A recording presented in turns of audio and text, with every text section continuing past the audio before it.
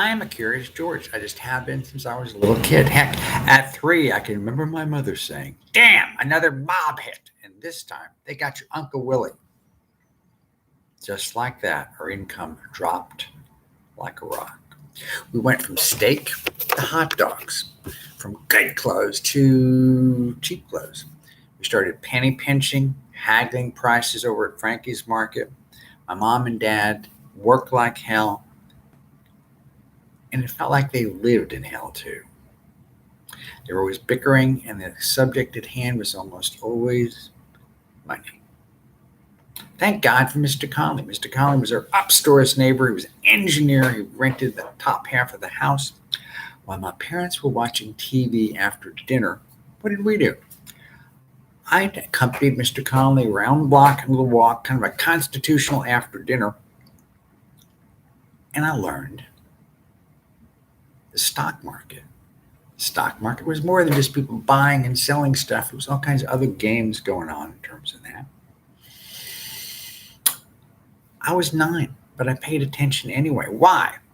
Because my parents were always working hard and yet still complaining about money. I got a paper out just as soon as I could at 13, which is big news. Oh, yes. And I learned how to swim, finally. And another year later, I was actually a certified scuba diver. And when I became a certified scuba diver by the YMCA in Hackensack, I bought myself a scuba diving rig brand new, took another scuba diving course, saved lots of money, and then I got a job. Now, I played basketball. I was doing my paper route too for schools with the uniform and everything. And I was working very hard to learn how to have fun and still have money through recreation, whether it's basketball or scuba diving or taking trips. At 16, I got a job at the busiest supermarket in a 4-town area right on Route 17, ShopRite Supermarket. Met all kinds of really interesting people. One of whom was the coupon man. The coupon man turned out to be a stockbroker. Well, I had saved some money. Heck, I banked the first 5 checks that I received from ShopRite without spending a dime of that money. I asked him if he could help me open up a stock account, a brokerage account. And he said, "Gee, John, how old are you?" I said, 16. He said, "Oh, there's a special account we can use." So we signed up, got an account, and oh boy, the roller coaster ride began. At 18, I enrolled at Newark College of Engineering, where I quickly discovered I couldn't draw or spell. Flunked my first course, English composition. Got failure right out of the way. How did I respond to that? Well, eventually I wrote 3 novels, a screenplay, lots of short stories, some speeches, and so forth. Also enrolled at Fairleigh Dickinson University, which we used to call Fairly Ridiculous.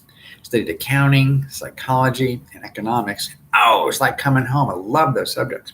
Ended up with a couple of college degrees after attending not 1, not 2, but 4 colleges. Also passed the CPA exam despite only having 11 courses in accounting, and became a certified public accountant. Everything was going great. By that time, I was 40 years of age. I was married, had also had an ex-wife, had a family home, 2 rent houses, 3 mortgages, backyard pool, pasture, a barn, 2 stepkids, child support, which I tied to inflation. The first year it went up 22%. The next year went up 23%. Paid every dime of that child support. Make no mistake about it.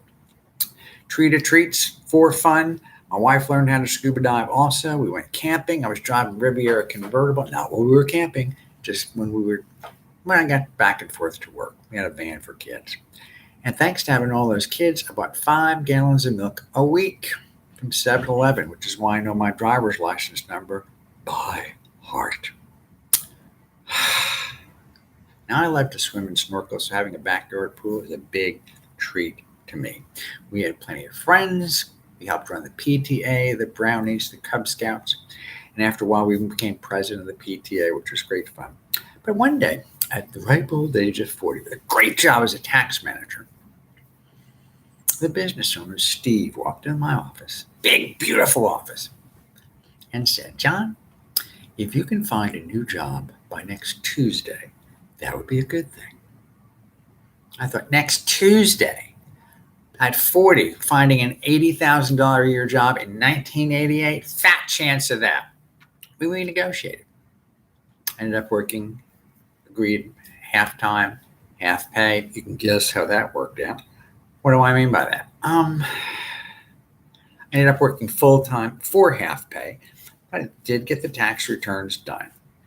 After a while, I left that job, finished up for them, started a new career teaching people how to have fun and still have money, how to prepare for our disasters and other unpleasant surprises. Well, at 73 and a half, it's been great fun doing this for the last 33 years. And I bet I could teach you how to do that too.